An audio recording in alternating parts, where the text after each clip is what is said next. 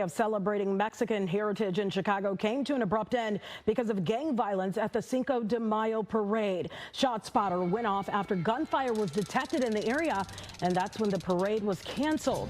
The parade travels through Little Village from Cermak Road to Damon Avenue for a route that's a little over a mile long.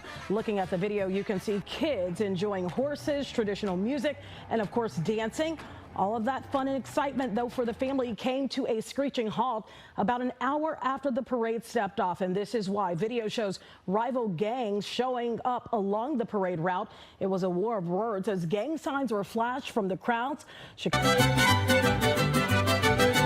Negrita de mis pesares, ojos se rompen volando, negrita de mis pesares, ojos se rompen volando, a todos diles que sí.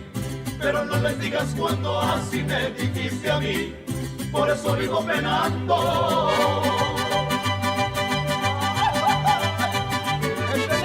Como en Jalisco, muchachos.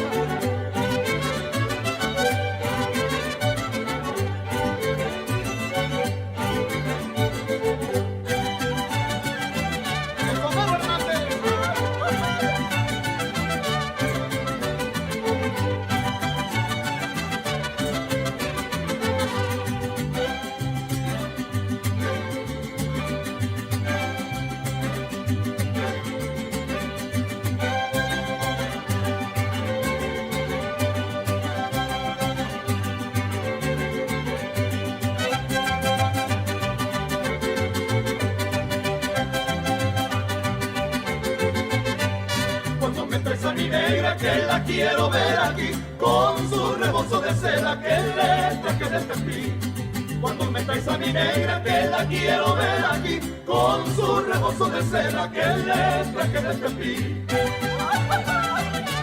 ¡Eso, muchachos! ¡Manténle bonito como el Jalisco!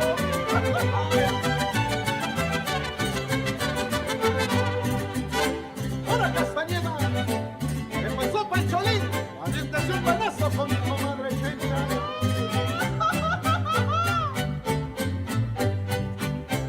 ¡Y puro sol de México, sí señor!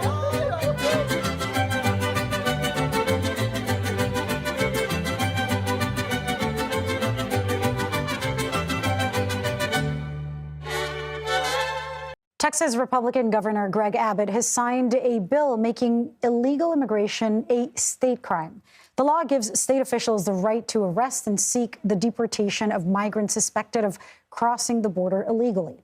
Migrants could face up to 20 years in prison if they refuse a judge's order to return to Mexico in certain instances. The goal of Senate Bill 4 is to stop the tidal wave of illegal entry into Texas. It creates a criminal offense for illegal entry into Texas from a foreign nation. CBS News immigration and politics reporter Camilo Montoya Galvez is joining us now from Eagle Pass, Texas. Camilo, you reported that more than 10,000 migrants crossed the southern border just in the last day. First of all, talk to us about what you're seeing there, and then we can discuss a little bit more about this SB 4 bill. That's right, Lilia. In just the past 24 hours, more than 10,000 migrants have been processed by Border Patrol agents, including more than 3,000 here in the Del Rio sector of Texas, and more are currently trying to enter the U.S. as we speak. We're currently here near Eagle Pass, Texas, right next to the Rio Grande. And as you can see, you're still seeing migrants. You're seeing a parent with this child here on his shoulders.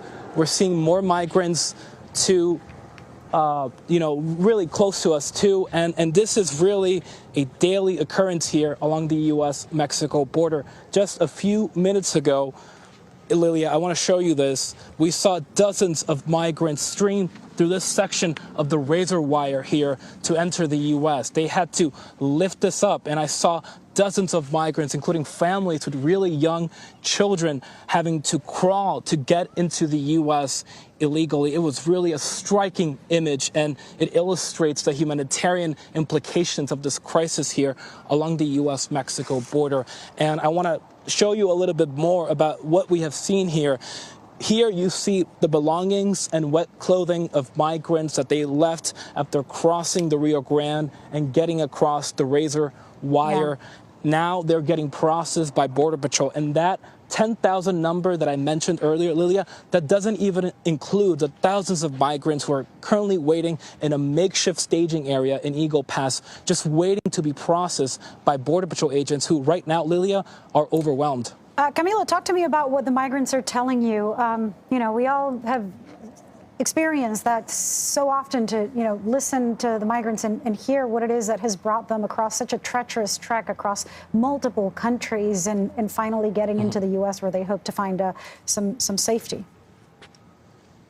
Well, we have met migrants from across Latin America, including countries like Colombia and Venezuela. Many of the Venezuelan migrants whom we spoke to had to cross the notorious Darien jungle that divides Panama and Colombia and traverse the entirety of Central America and Mexico to get here. So these are some treacherous journeys, Lilia, that, as you know, these migrants have to undertake to get here to the U.S. And they told me that they did not expect to be sleeping in the outdoors, braving the elements for nights here in the U.S. They did not expect that. But in many ways, they believe that this is all going to be worth it because they want to find a job here. They want to reunite with family here, or in many cases, they're seeking